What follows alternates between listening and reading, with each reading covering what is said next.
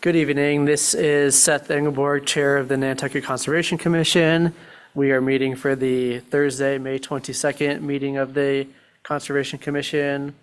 We're meeting in a hybrid format with some commissioners and public physically present in the 4 Fairgrounds Road Community Room and some on Zoom. The first thing we'll be doing is establishing a quorum of members. So members, when you hear your name, please respond in the affirmative. Mike Mizzarelli. Here.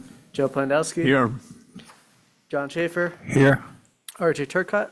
Here. And Seth Engelberg is here.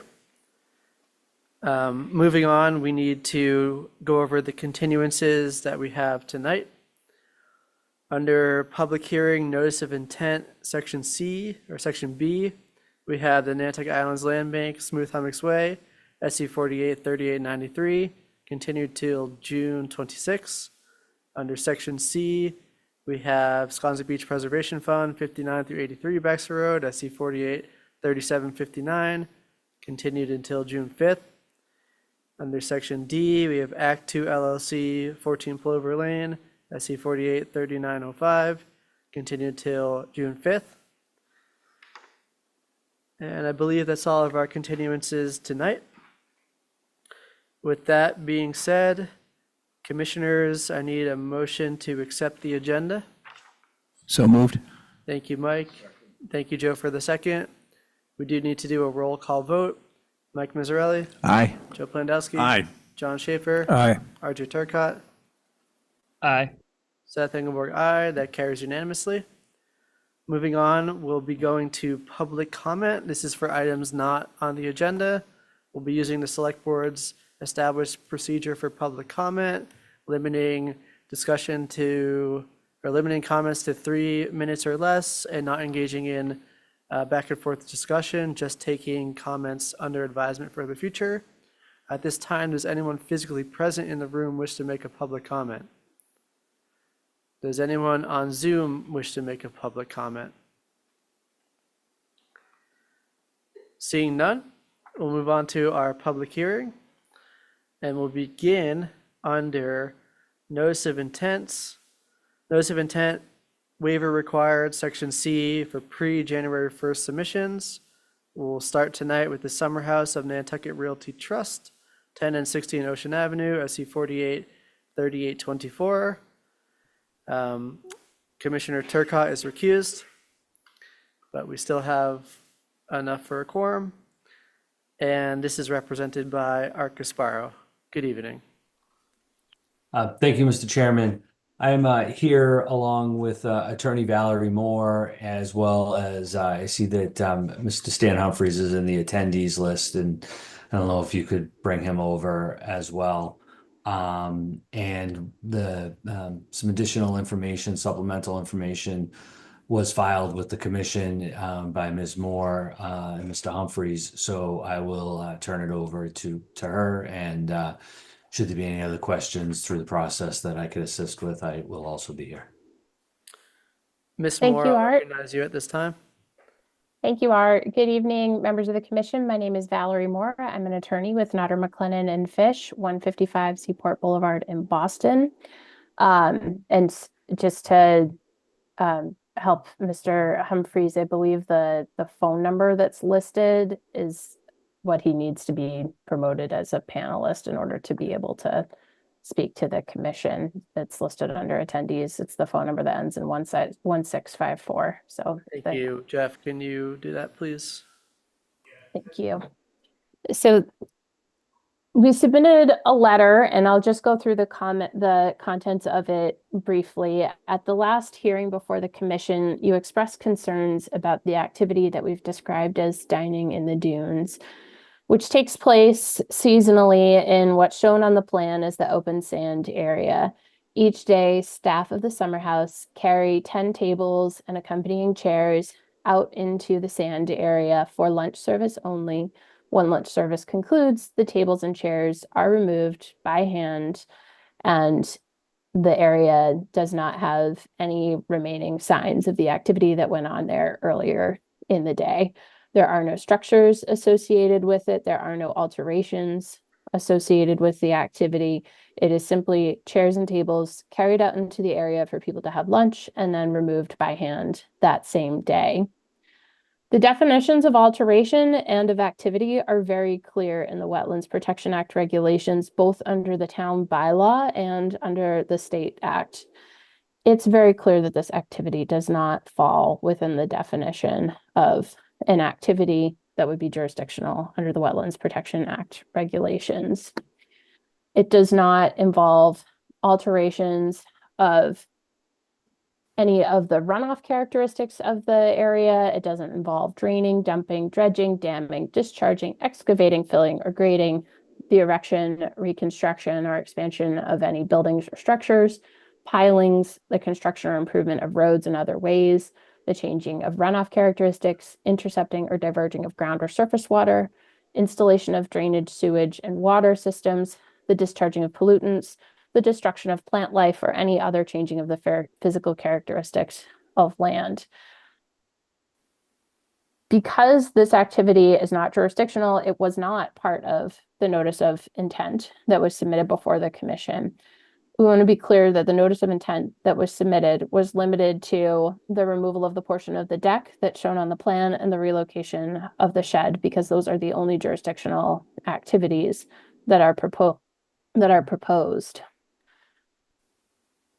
Even if this activity were jurisdictional, it's very clear that it has not had any impact on this dune, and thus the commission could approve it. I'll let Mr. Humphreys speak to that momentarily, because he submitted a report in his capacity as a coastal geologist speaking to the conditions he found at the dune and the fact that this activity has not had any impact on it. Finally, in the event that the commission were to find that it is a jurisdictional activity, dining in this area has taken place since at least the 1960s, if not before. It accordingly predates both the bylaw and the state act, and is thus exempt from jurisdiction under both, and so should not be addressed in the order of conditions that the commission should issue under the notice of intent. With that, I'm happy to answer any questions you have, but first I'd like to allow Mr. Humphreys to speak to his report and the conditions of the dune. Thank you, Ms. Moore. Mr. Humphreys, go ahead.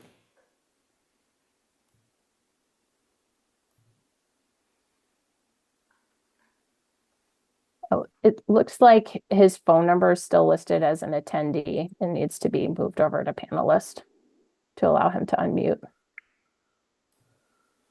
So he's been granted permission to talk. You can't unfortunately promote phone numbers to panelists, but he should be able to unmute and speak.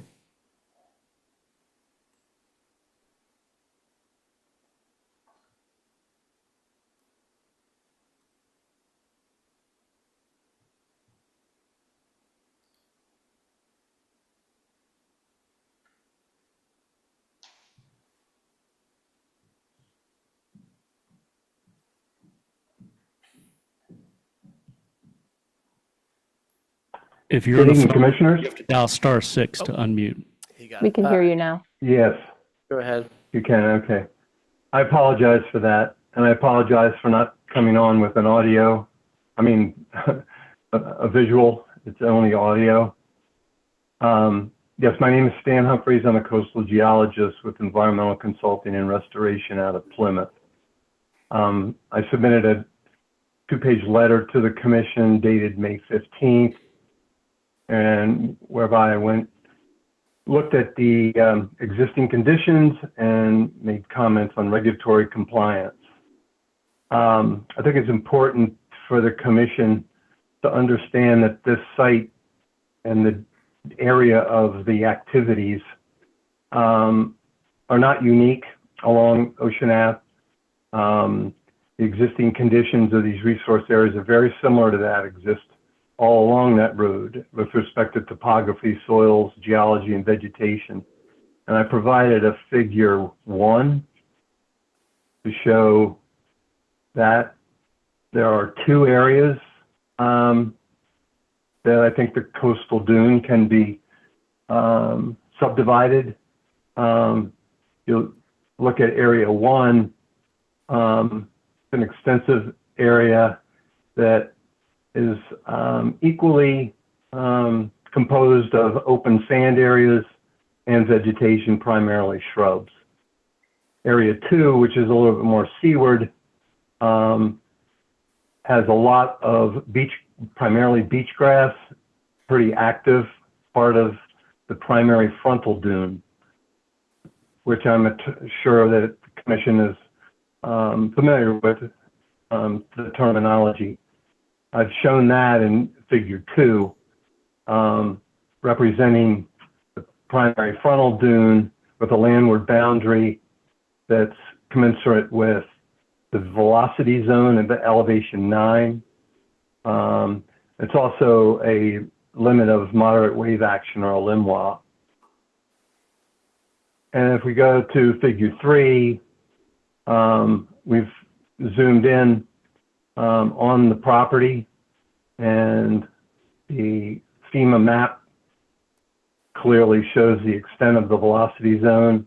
Art shows that on his plan, and I've labeled the primary frontal dune.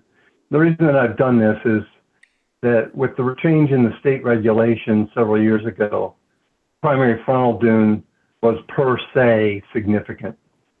All other areas of the dune are likely to be significant. I'm not trying to make an argument to overcome the presumptions of significance, but as a follow-up to my assessment of the geology and the different areas of the dune, it's my professional opinion that the primary frontal dune coincides with the extent of the velocity zone, and that the seasonal area, dining area, is located landward of that primary frontal dune. Therefore, I make the argument that the use of the dining area is not per se significant to the interest.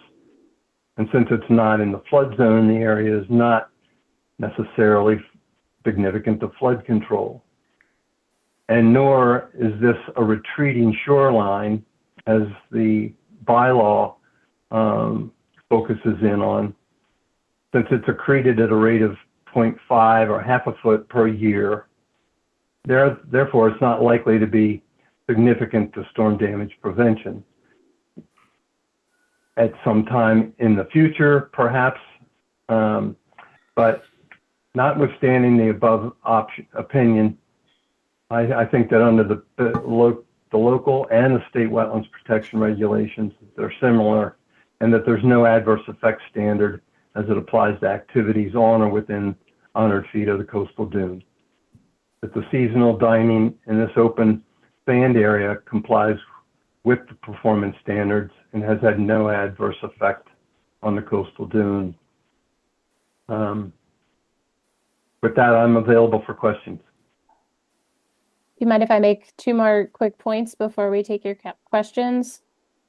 Yes, go ahead. So unlike almost every application that comes before the commission where you are speculating about what impacts an activity might have on a resource area, here you have the benefit of decades and decades of use showing that the dune has remained stable, vegetation has only increased in density, and there hasn't been an impact on the dune. I think it's important to take that into consideration as you approach how you will make your decision here this evening. And I would also be remiss if I didn't point out that activities like this are very common throughout Nantucket and coastal communities throughout the Commonwealth.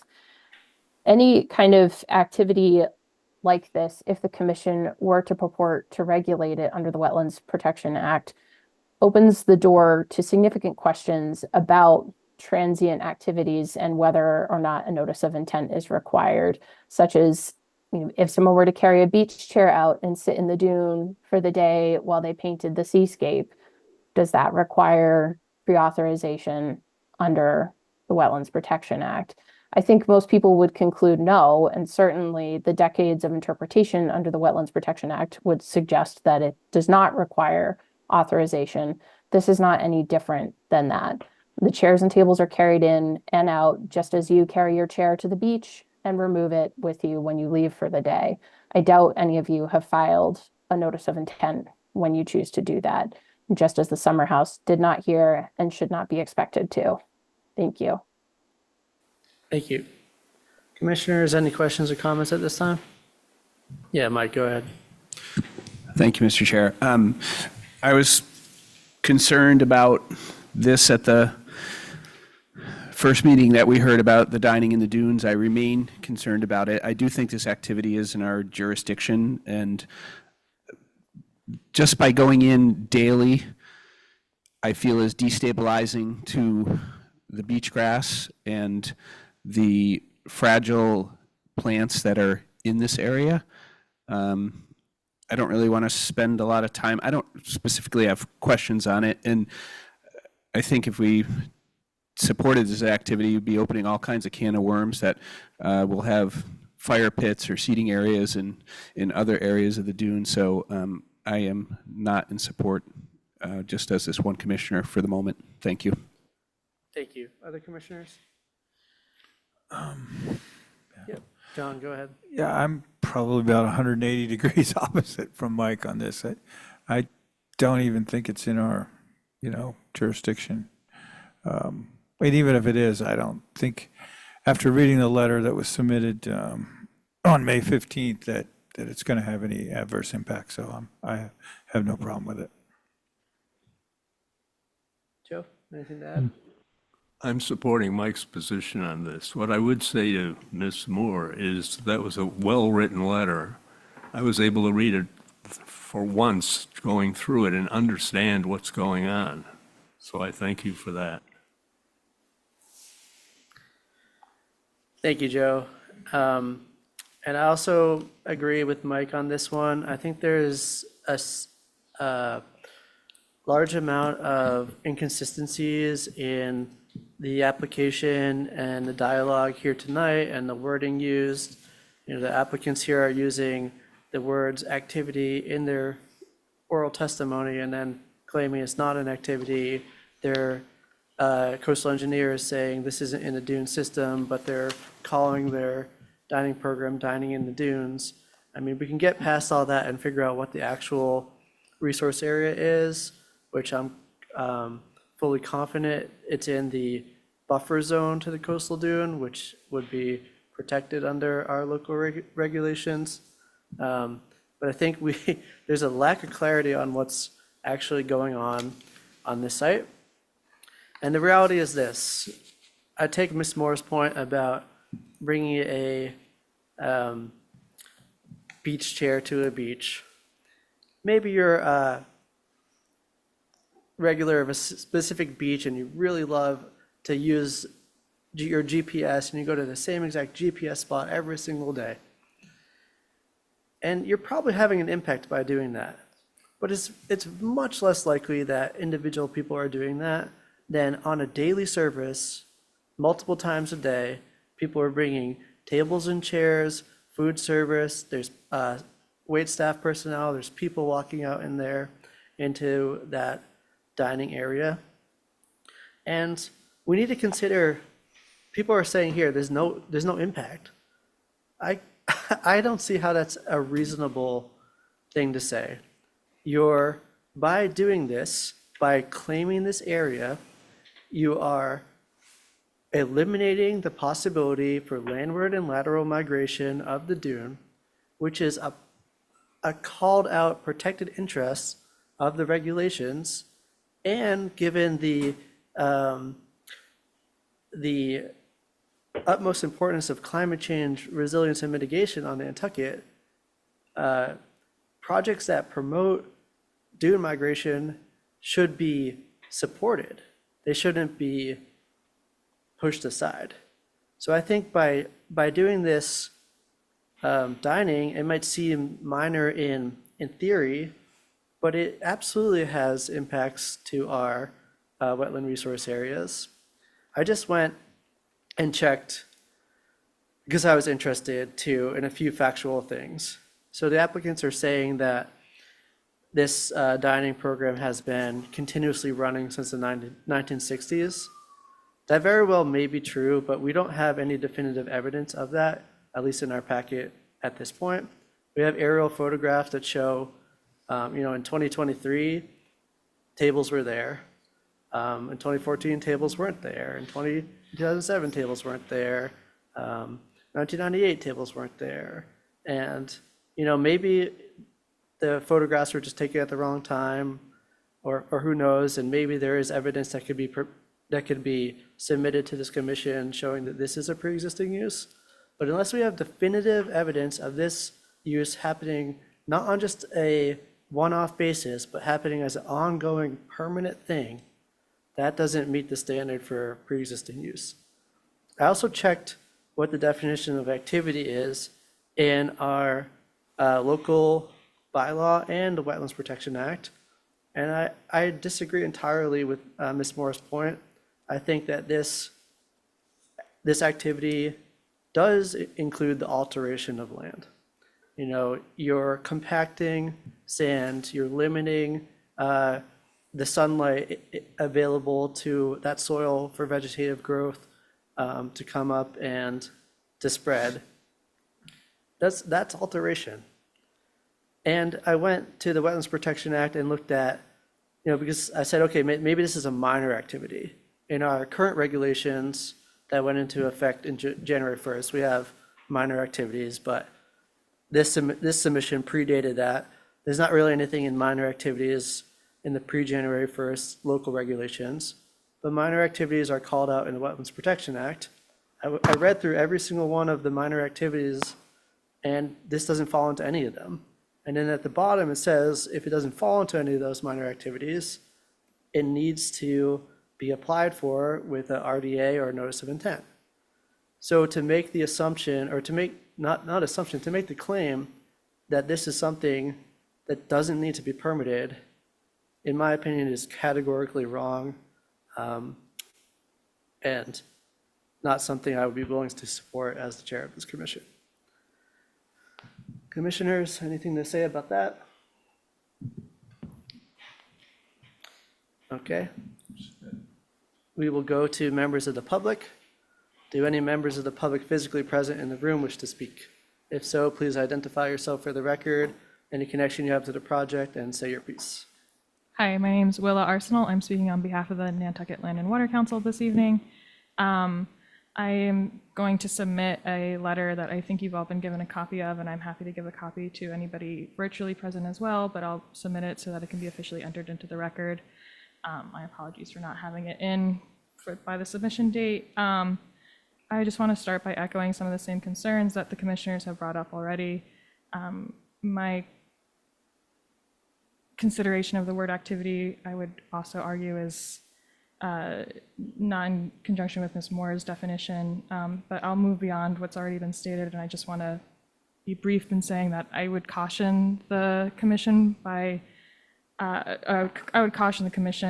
to consider formalizing a use that's already potentially degrading the dune structure. I think that there's a precedent and policy implication that could come from doing this, and by considering this or considering this is not an activity or not an impact, it would be concerning for any future management of coastal resources on Nantucket. And I'll leave it with that.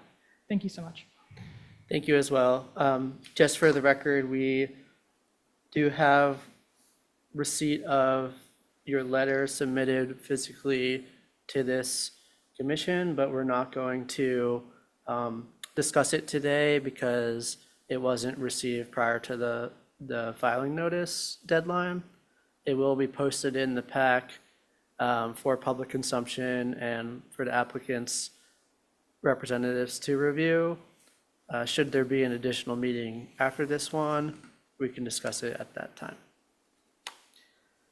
I see no one else in the room, so we'll go to audience on Zoom. John Shea will recognize you for the record. Please state your name, any connection you have to the project, and say your piece. Hi, I'm sorry to be coming in a little late here, and I don't know if you can see me, but maybe you can hear me. I can see you. So I apologize just for the last minute. We lost the power here in Sconset, and I just got power back.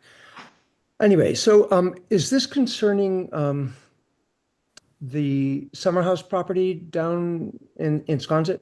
Yes. Okay, so this is first on the agenda. I'm sorry, I just got an updated email agenda, so thank you. Look, I'm just speaking as an interested, well, Sconset resident for over 50 years, somebody who knows that property very well, somebody who lived, who worked at the Moby Dick Inn, which is what the summer house was called in the early 1970s. I worked there for 3 years, 70, 71, 72. When the Moby Dick Inn was sold in 79, I bought 6 of the cottages and I lived next door to the summer house for 25 years. I then was asked to join the partnership and bought the summer house with investors.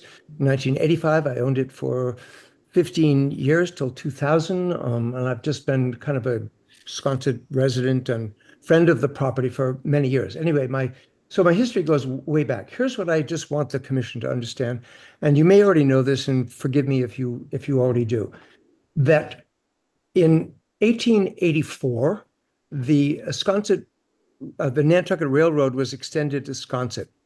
And from 1884 to 1917, the train station was directly where the pool is, actually in front of the pool, in that flat area below bank.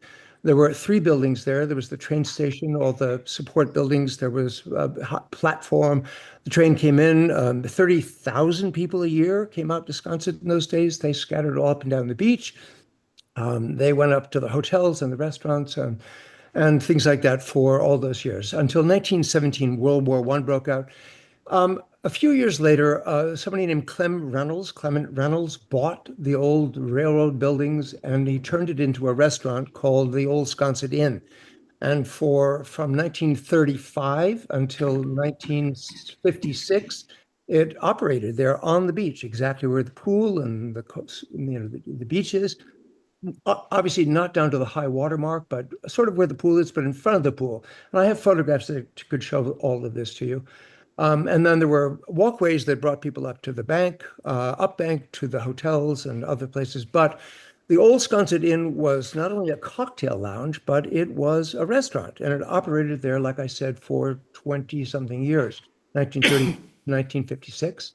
And then in 56, he sold it all. Oh, no, one of the buildings burned down there and he moved the restaurant operations up to where the summer house is now. And then a few years later, it was all sold and bought by the Wiley family in 1963, who then operated it until 1980. And they turned it from the old Sconset Inn to the Moby Dick Inn. And that's where I worked and served as a waiter down at the pool and other places like that in the early 70s. Like I said, 3 years, 70, 71, 72.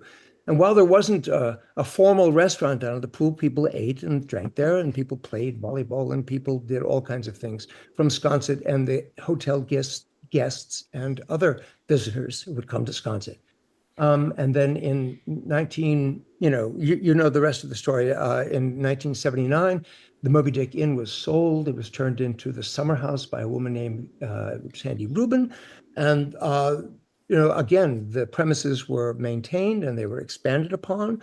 The license was applied for, I think, by the new summer house owners in maybe 85. And there's been continuous operation down there from 85 to 2025. So for the last 40 years. And I've been there the whole time and I've seen it.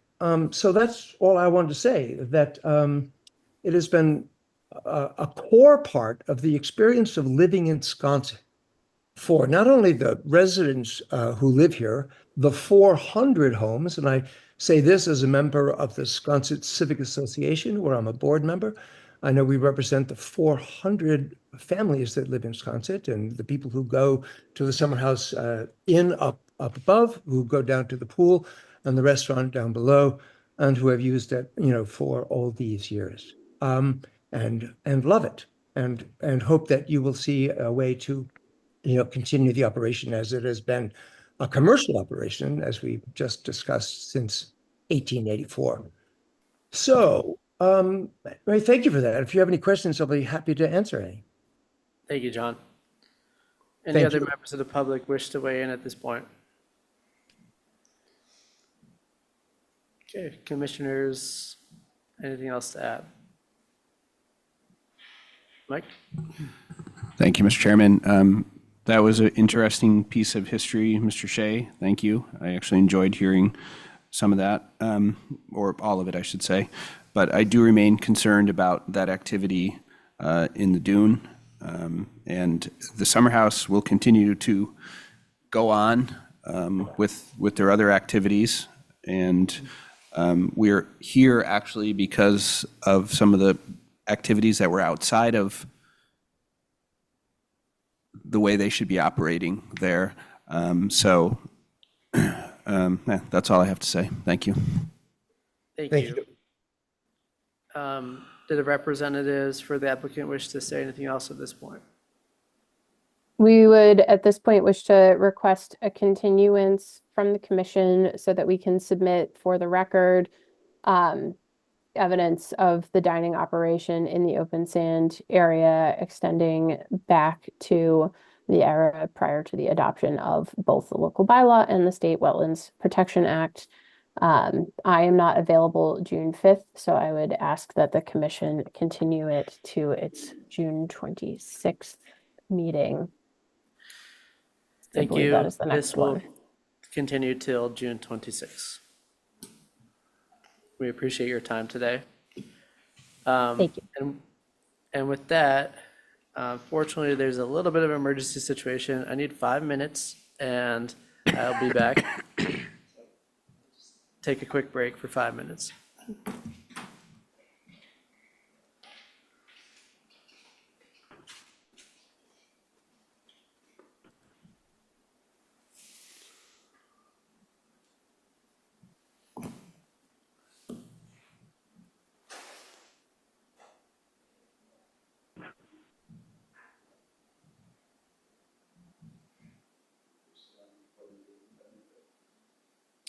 Yes. So if you want to talk bad about me.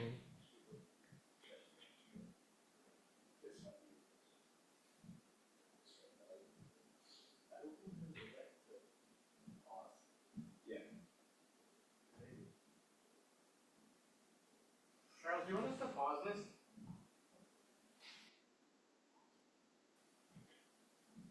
Yes.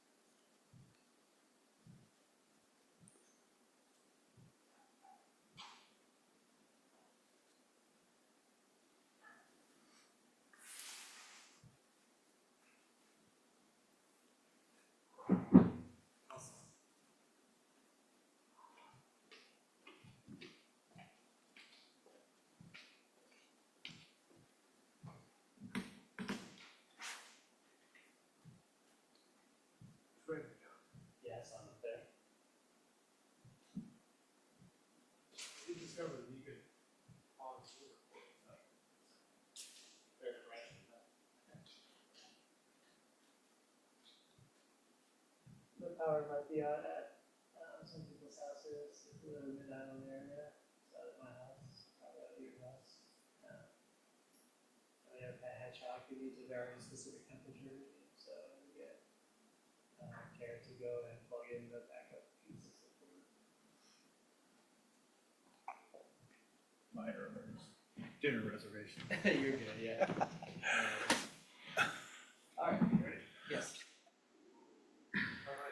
All right, thank you, everybody. So we'll come out of the recess and continue under notice of intent with West Assured LLC at 62 Winoma Way, SE 48 38 90 or 69, represented by Brian Madden. Good evening. Good evening. Thank you. For the record, Brian Madden from LEC Environmental. We had initially presented this application back in early January and have now gone through the HGC review process and are coming back to you all. Would it be possible, Jeff, to share my screen? Sure. All right, thanks.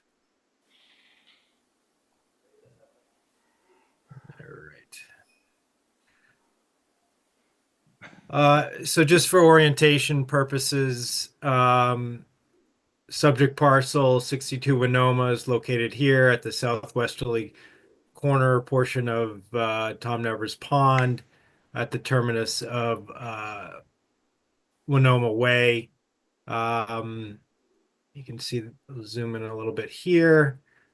But there's a public access path that runs through between site development and the pond. Also provides access to the pond itself. And what the proposal involves is relocation of a previously installed deer fence. It's about a 7-foot post, wood post, and wire deer fence. What has been installed to date is, I'll trace it here, basically running along Winoma Way or Low Beach Circle, running parallel to the way, and then basically along the edge of the walking path, and then extending up to this. So portions of which didn't extend into the wetlands and buffer zone areas. You know, it was installed by a landscaper who had assured the property owner at the time that no permits would be required for the activity. So it was unbeknownst to the applicant owner that the fencing required appropriate permitting with various local boards. So the project went through HGC, and basically all that was required on that end was they had requested along Winoma Way basically to have the wire fence be inset a little bit further interior. There's some vegetation here. You can see the edge of lawn. Basically, they wanted it moved 10 feet interior and then have wrap around this edge of evergreens. All that work is outside the 100-foot buffer zone. There was also some modifications to the gate design, again, outside jurisdiction, but no other requirements or suggestions or modifications based on the proposed work within Concom jurisdiction, being the 100-foot buffer zone to BVW associated with Tom Nevers Pond.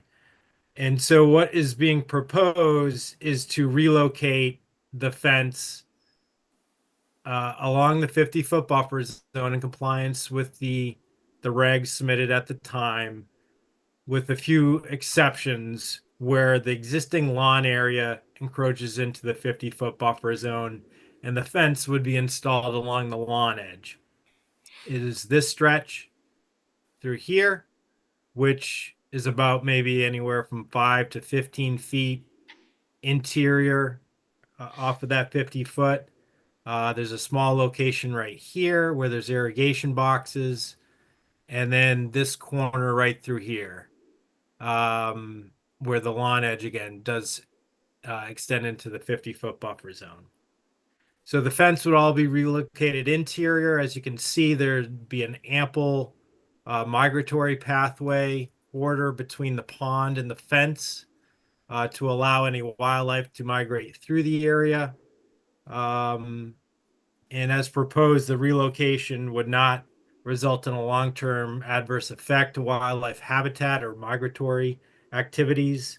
It serves to consolidate and work around the existing development footprint and avoid any habitat fragmentation while maintaining those corridors and habitat connection, as I mentioned.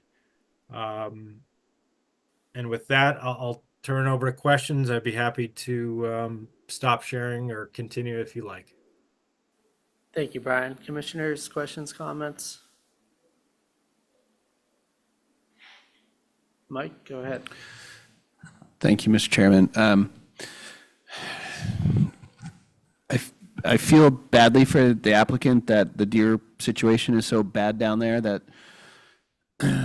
they have to totally encompass the property, and that is happening in a lot of places on the island. I just don't see how we could allow a full fence like that through the 50-foot buffer. It's restricting to wildlife in that proximity to the pond. So that's where my concern lies at the moment. Thank you. Other commissioners?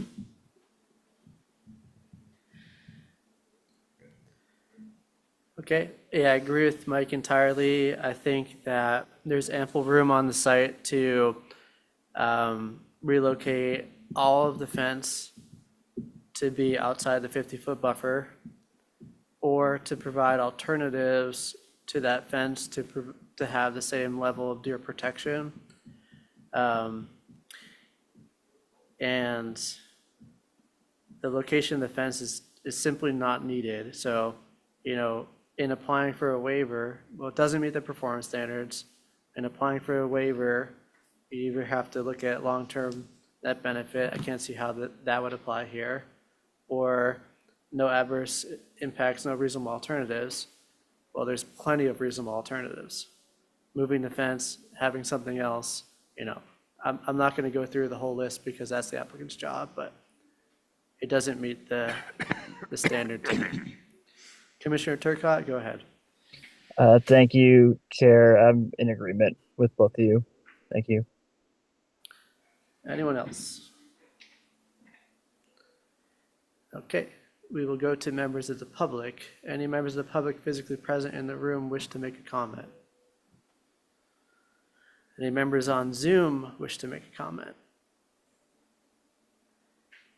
Seeing none, Mr. Madden, what would you like to do here?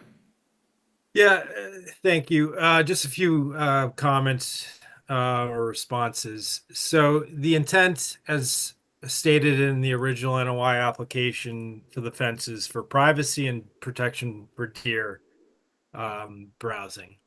So it's specifically a deer protection measure. You know, the minimal encroachments into the 50-foot buffer zone are de minimis, really, in nature as it relates to wildlife habitat interests related to the resource area, being either the floodplain or the BVW associated with Tom Nevers Pond.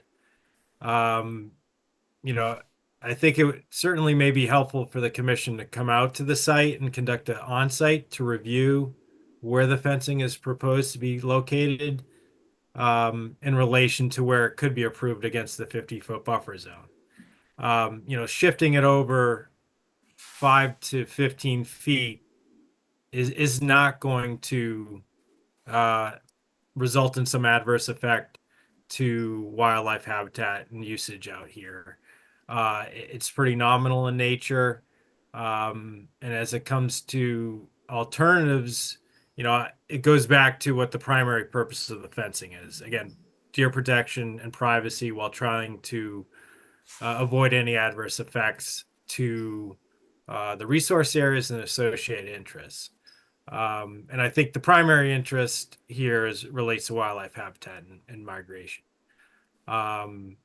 So, screening, vegetated screening, or some split rail fence design is not going to accomplish the project objectives, which is the basis for the waiver request. But certainly the comments are duly noted. Not unexpected, obviously. But I would encourage that maybe we could set up an on-site to review this out in the field. I think that may be helpful. Thank you, Brian. We certainly can schedule field viewing. Should commissioners wish to see it, I would say as, a matter of general procedure, we don't really have a written alternatives analysis in the application. There's a one paragraph talking about why the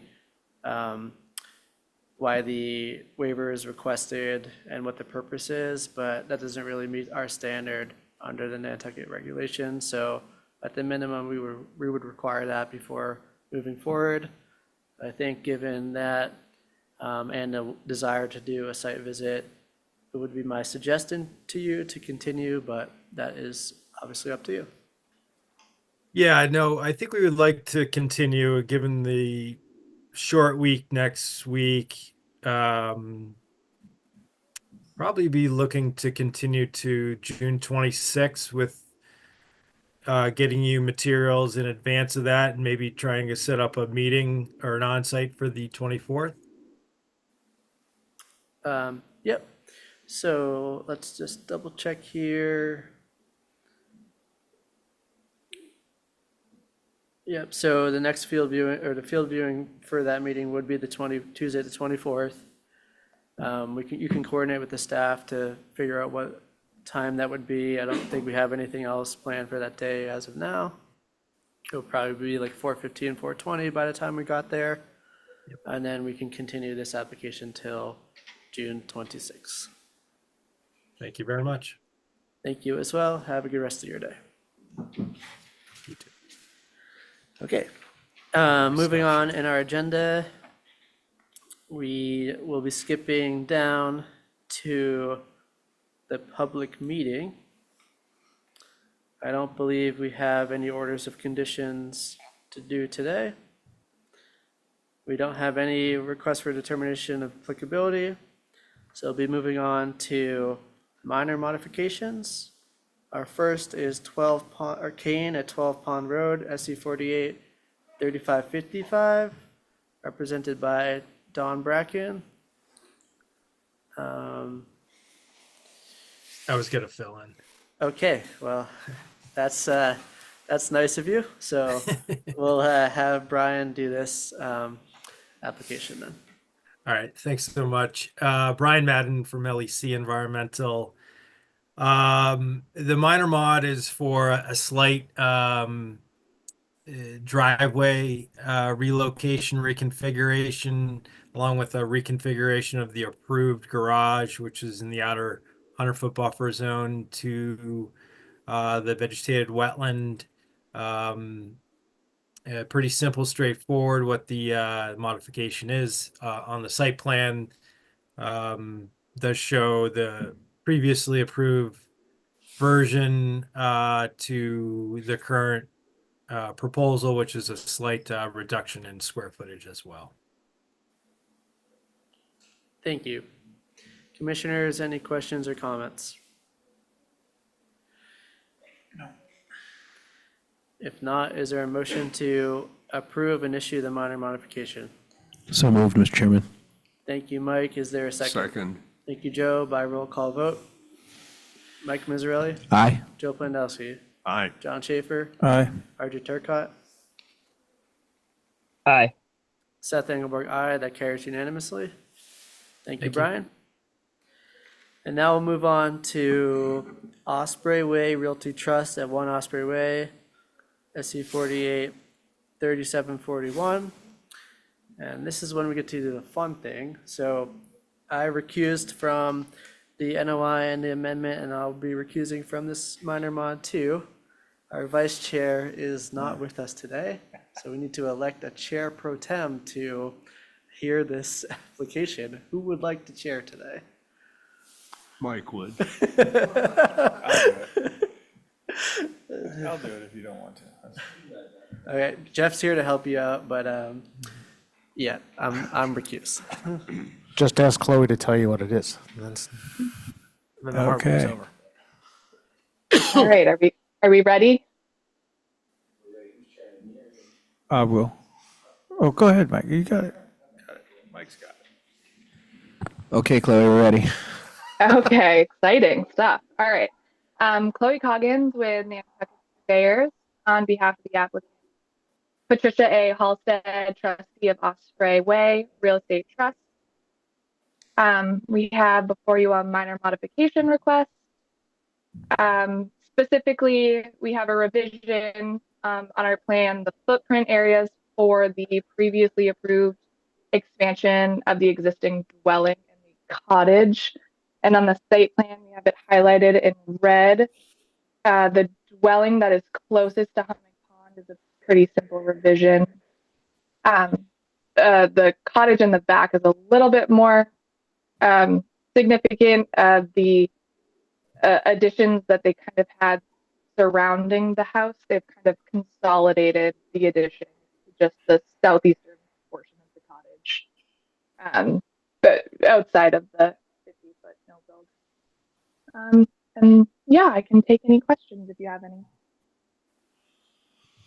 Commissioners, are there any questions?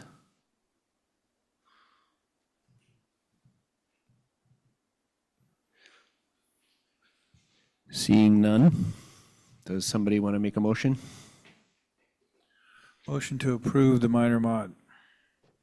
Thank you, John. Thank you, Joe. By roll call vote, John Schaefer, Aye. Joe Plandowski, Aye. RJ Turcott, Aye. and the pro tem chair votes in the affirmative. Aye.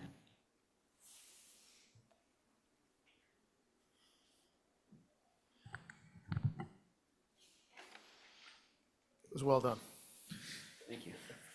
We've been That was a nice procedural move too. It's not every day you get to do a quick pro tem action. Thank you kindly. You did great. So we'll be moving on in our agenda at this point to certificates of compliance, which we have several of. We'll begin with Golden Sunshine Realty Trust at 100 Cliff Road as a NAN 139. Don Brack is not here. Jeff, are you doing this? Or? Sure, I can run through it. So the original order back from 2024 was for the construction of an addition to the existing dwelling with associated grading utilities and landscaping. We reviewed the site. It was in compliance. We are recommending, though, that condition 20 be listed as ongoing for all exterior lighting to be directed away from the resource area in compliance with the Chapter 102 of the Code of the Town of Nantucket. Thank you. Commissioners, any questions or comments? No. Is there a motion to issue the certificate of compliance with condition 20 ongoing? So moved, Mr. Thank you. Chairman. Is there a second? Second. Thank you, Mike and Joe, for the second. By roll call vote, Mike Mizzarelli, Aye. Joe Plandowski. Aye. John Schaefer, Aye. RJ Turcott, Aye. Seth Engelberg, aye. That carries unanimously. And now we have 3 applications at 87 Hummock Pond Road. These are SC 48 2197, SC 48 1744, and SC 48 2352, represented by Jeff Blackwell. Jeff, good to see you. You can walk us through all of these at the same time. Thank you, Seth. Jeff Blackwell for the owners, Terry Kelly and Aveen Irwin. The first request for 2197 is for to close out, obtain a certificate of compliance for a project that expired. The work was not performed. In similar fashion, the next one down, 1744, the order of conditions expired without the work being performed. So those two are more in the housekeeping category of disposing of expired permits.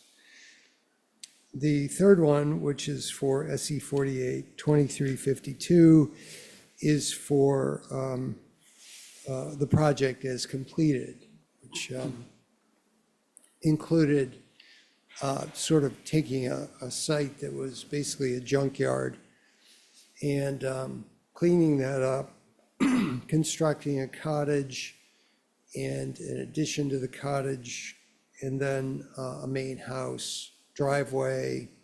The property is on town sewer, and the work has been completed.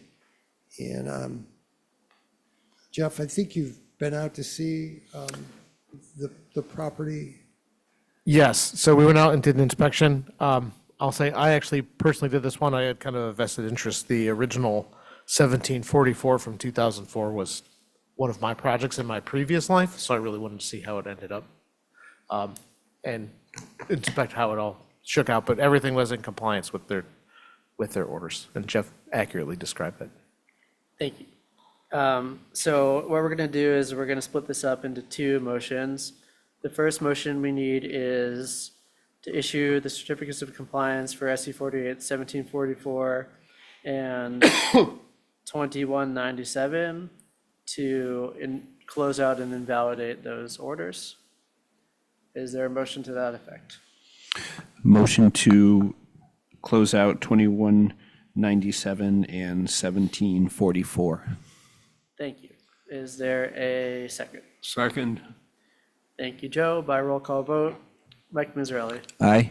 Joe Plandowski, Aye. John Schaefer, Aye. Arthur Turcott, Aye. Seth Engelberg, aye. That carries unanimously.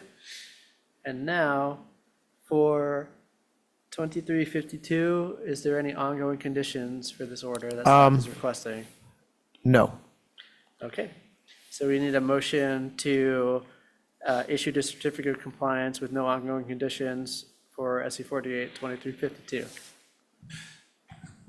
Motion to issue the certificate of compliance for 2352 with no ongoing conditions. Thank you. Is there a second? Second. Thank you, Mike and Joe. By roll call vote, Mike Miserelli, Aye. Joe Plandowski, Aye. John Schaefer, Aye. RJ Turcott, Aye. Seth Engelberg, aye. That carries unanimously. Thank you, Jeff. Thank you, and I would, just one suggestion, the videographer should improve their camera quality, because I can see myself in the video, and my hair is not that great. There's no way. So I just thought I'd say. We'll try to Photoshop that up for you. Yeah, we'll help you Jeff. out. All right, moving on. The next cert is Murphy Foundelier, 9 Mass Ave, Massachusetts Avenue, SC 48 3568, with Commissioner Miserelli recused, represented by David Haynes. David, good evening. Good evening to you all on this blustery evening. This was an approved boardwalk from the property across to a barrier beach across the swamp. It was approved with used fibergrate and on screw pilings. It was constructed in the footprint of as approved. It was one of the considerations was to make it narrower and a little bit lower, so it did not need a railing. But the fibergrate offset that any potential impacts from light. One slight difference is the slight bump out at the very beginning of the boardwalk, right over the sort of this. It's a beach area, sort of it's right along the edge of the marsh, but not over the marsh. And with fiber grate, it was all within the proposed limit of work. But I just wanted to point that out. The vegetation has come back. It's come back in a robust manner. And everything else is built exactly according to the plan. Thank you, David. Jeff, have you been out to the site and do you have a recommendation for us? Yes, we do.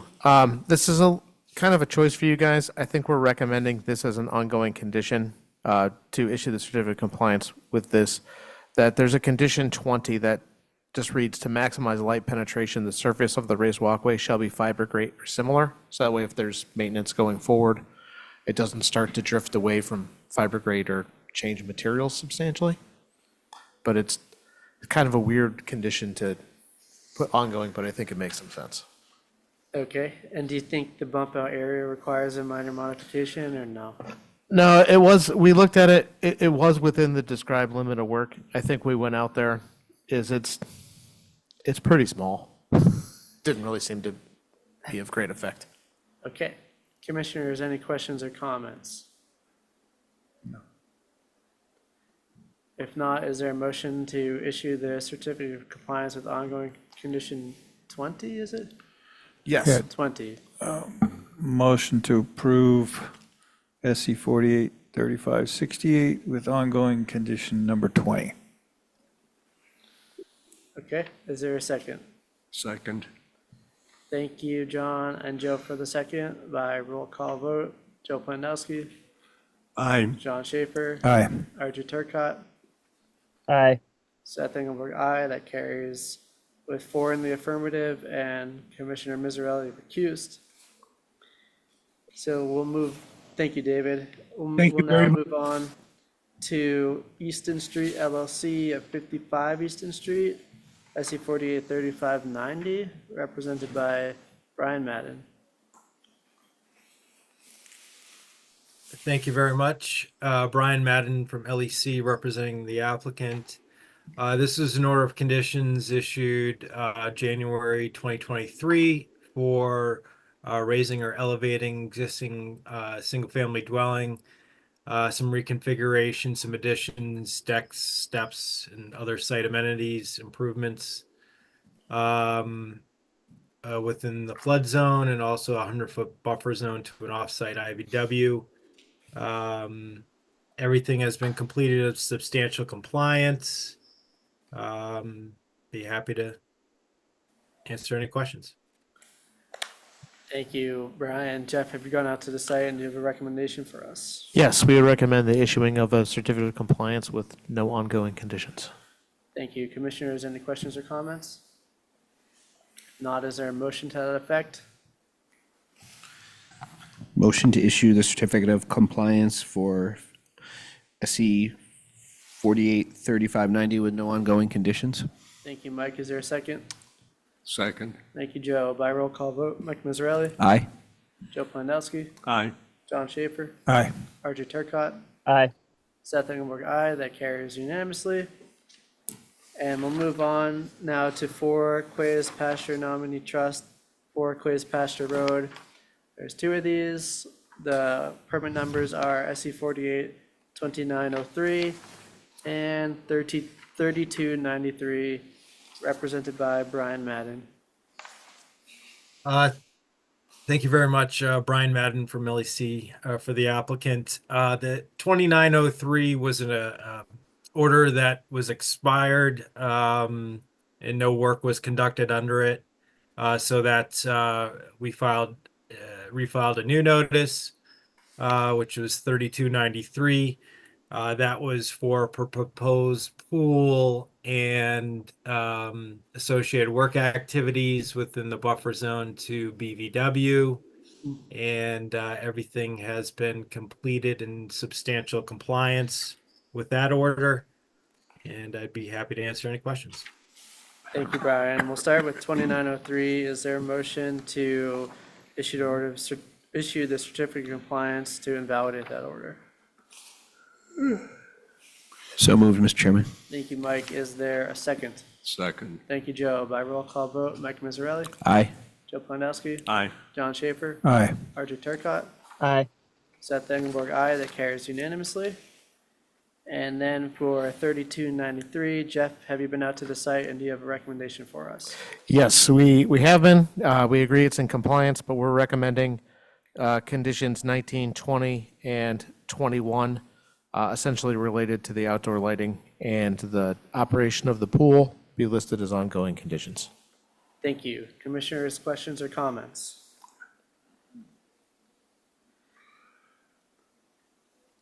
Seeing none. Is there a motion to issue the certificate of compliance for SU 48 3293 with ongoing conditions 19, 20, and 21? So moved. Thank you, John. Is there a second? Second. Okay, thank you, Joe, for the second. By roll call vote, Mike Mazzarelli, Aye. Joe Plandowski, Aye. John Schaefer, Aye. Archie Turcott, Aye. Seth Engelberg, aye. That carries unanimously. Thank you, Brian. Thank you. We'll move on into the agenda. We have no extension requests. We'll move to other business. We will start with approval of minutes. We have sets of minutes from April 3rd, April 17th, and May 1st, 2025. Commissioners, any questions, comments, additions, or amendments to those minutes? If not, is there a motion to approve those minutes? So move, Mr. Chairman. Thank you, Mike. Is there a second? Second. Thank you, Joe. By roll call vote, Mike Mazzarelli, Aye. Joe Plandowski, Aye. John Schaefer, Aye. Archie Turcott, Aye. Seth Engelberg, aye. That carries unanimously. Committee reports. Our CRAC representative is not here. Would you like to say something about CRAC? No, I'd like to ask a question about monitoring reports. Sure. What's your question on monitoring reports? Do we have monitoring reports for One Ocean Avenue? Jeff, do you? Off the top of my head, I don't know, but I'm happy to look and we'll email you tomorrow. Here's why I ask. I noticed in the paper that that house is for sale. And one of the issues we had is a 3-year agreement. Somehow or other, if the house was sold, we were supposed to have that time frame covered somehow.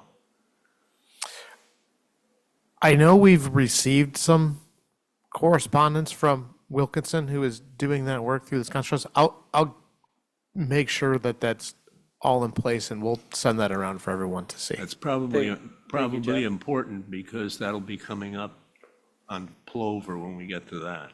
Yeah, no, I'll definitely double check. Thank you. And thank you, Joe. So Welcome. our CRAC representative is not here. John, anything for the CPC? Nothing new at this time. Mike, for the MPNEDC? So we did have a MPNEDC meeting this past Monday where we've reviewed mostly transportation plans and budgets surrounding that. The other item of significant note was Barry Rector has stepped aside from being the chair for the NPNEDC, and he'd been involved for close to 30 years, 29 or 30 years. So it was just I'll use the opportunity again to thank Barry for his service, community service. Thank you, Mike. Our representative for the harbor plan is not here today either. We'll move on to commissioners' comments. Any comments? Seeing not, we'll move to enforcement actions. We have one listed, which is 14 Plover Lane, but before we get to that, Jeff, is there any new and emerging enforcements that we need to be aware of? No. Okay. 14 Plover Lane it is. Staff, or Jeff, do you have an update for us?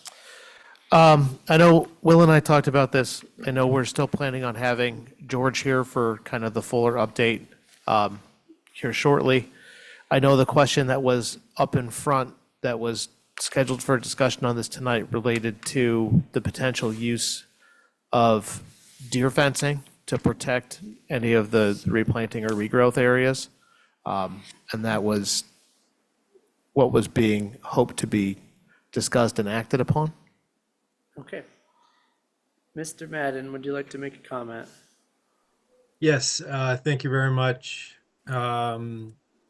So last Friday we had submitted a deer fencing proposal and a sketch with some narrative. The the plantings on 14 Plover have all been completed as previously reviewed. We are scheduled to have the plantings installed on the neighboring parcels next week. And so the hope would be to start to get some of this temporary deer protection fencing installed. I'd be happy to share my screen or could just talk you through it, but please let me know what your preference is. Yeah, just for clarification, before you do that, we received this because I haven't seen it. Have commissioners seen this? I haven't seen it either. It's not in the packet and never got an email. So you're welcome to share your screen and show it today, but we may want some more time to digest it if we have questions or concerns. Okay, great. Thank you. Let's see. So just to start with, this was the pre-existing restoration plan that's showing the general areas, planting areas. I just wanted to start off with this plan and then kind of dial into the sketch, the narrative. But as you can see, there's basically some planting pods, we'll call them, some groupings that are more tightly configured, and some breaks. So the intent would be to encapsulate this westerly planting area, which includes the buffer planting area B1 and wetland planting area W2, have a separate protection fence around the perimeter of the wetland, interior wetland plants. That is planting area, wetland planting area W1. Then have a separate fencing around the easterly buffer planting areas. And here's a sketch that we had submitted. It was just basically modified off of the planting plan that showed basically encapsulating again the westerly areas, the buffer planting area B1 and W2, the centralized wetland planting area W1, and then the easterly buffer planting area B3 and B2. The existing fencing that's installed is here, and then it comes along the property line and then cuts across through here and then wraps back around. The hope in the proposal is to reutilize this segment of the fencing here. It provides some extension on the height because previously, or what it is right now, is 6 feet tall. The as what was included in the deer fence proposal, and let me just over here. So here's the narrative that was completed. Kind of a baseline document that it sets some ground rules, but is intended to be adaptive. So the deer fencing is intended to be 7 feet tall, comprised of wire or mesh fencing, supported by metal stakes or wood posts. Capsulating these 3 planting areas as I talked about, and then working with the existing fencing and making some modifications as necessary, adding the 1 foot at least of clearance to the top of the existing wire fencing to make it 7 feet tall, removing some of the existing deer fence segments and then extending it out from there. And getting back to the sketch. Oops. I go to this one. So there's a couple plantings outside of the fence that would need to be wrapped in as well in this location. And then the fencing would extend around new fencing, temporary fencing installed along the easterly perimeter of this and then wrapping around with the plantings on 16. But the intent would be to have a gap between this easterly fencing and the central wetland fencing to allow wildlife movement through that area. And that can all be field adjusted. But essentially those are the parameters of what we're looking to install to ensure the successful establishment of those plants. Thank you, Brian. Commissioners, any questions or comments? I got a question. John, go ahead. So, hi, Brian. I'm assuming you've got this all worked out with the neighbors now, because you're going to put some fencing and plants on their property. Is that right? Yes, yeah, we're intended to be planting on their property next week. Okay, thanks. Mike, go ahead. Thank you, Mr. Chairman.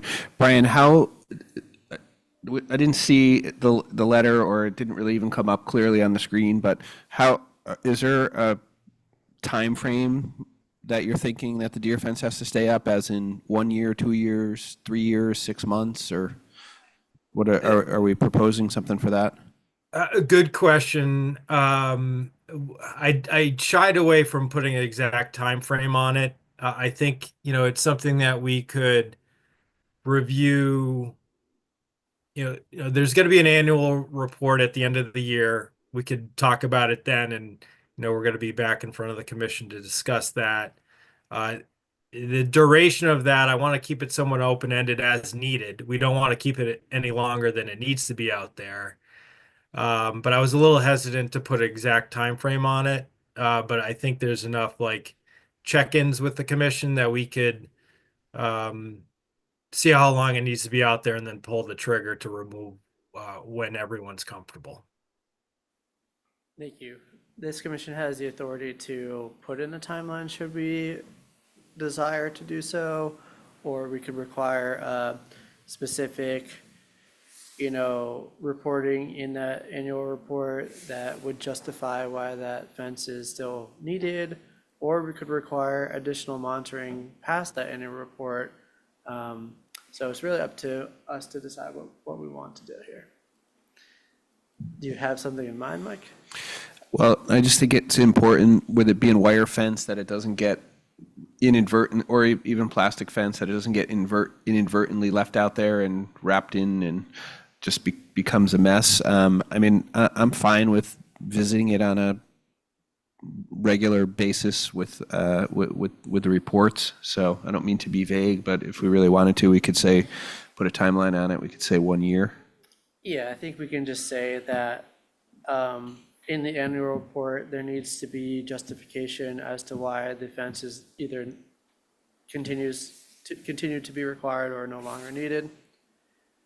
We could also add in something about that the fence has to be monitored and maintained in good condition so as to not cause any wildlife impacts, death, things like that.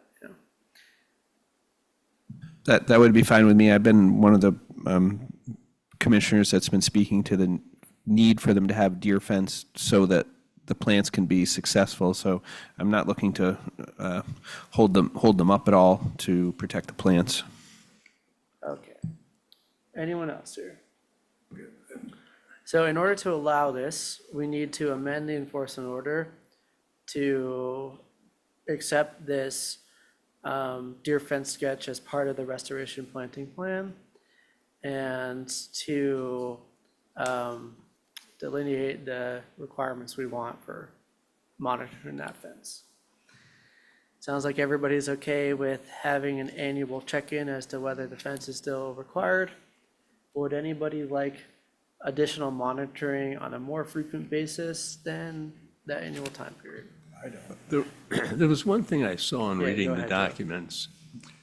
It said that we, tied in with the owner of 14 Plover, have to examine the earth for 100 yards beyond the boundary, looking for invasive plants. I'm reading this saying, what the hell's that in there for?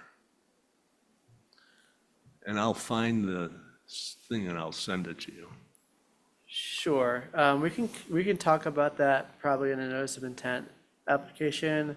I think monitoring and mitigating for invasive plants is going to be important, but I think we should restrict tonight's dialogue specifically to the deer fence situation. All right. So we need a motion to amend the enforcement order to allow the deer fence to be constructed temporarily as to this deer fence sketch that's been submitted.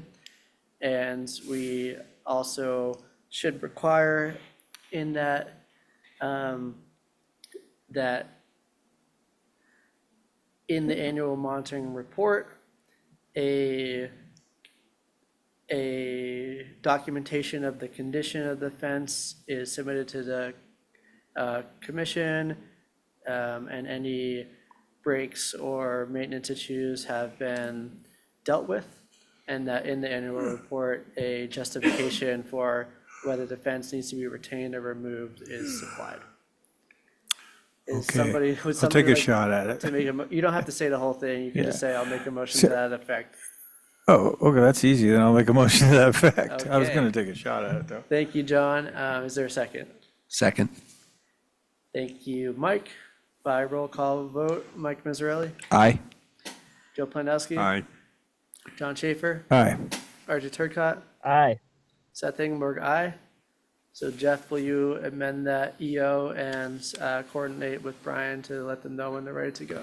Yes, we'll do that. And just, if you guys want to see this better, and I apologize for the mix-up, the submission that Brian sent in was added to the notice of intent item, so it is available if you guys want to see it in the pack. Thank you. Sure. Thank you, Mr. Chairman. My final question, while I guess while Brian's present too, and or maybe it's a question for Jeff, but is there going to be like regular inspections of the work as certain phases wrap up? I'm just kind of curious about this project, so we've been so involved with it since we've been so involved with it. I'll direct that question to Jeff as the town staff. Sure. So usually in situations like this, we definitely will do it pretty regular inspections while the work is going on and then post. I'll also say anytime we're out in that general area headed to Squam or Wauwinet, we'll probably swing by just to take a look and see how it's doing. I know not to compare it to the Ocean Avenue one. That's been pretty typical for us that anytime we're out in Sconset, we just swing down the hill or stop around and hike around for a second and take a look. I think these restoration projects are something that we prioritize a bit. So anytime we're out that way, we definitely try to take a peek. Thank you. Thank you as well. At this point, we'll move on to staff reports if there are any.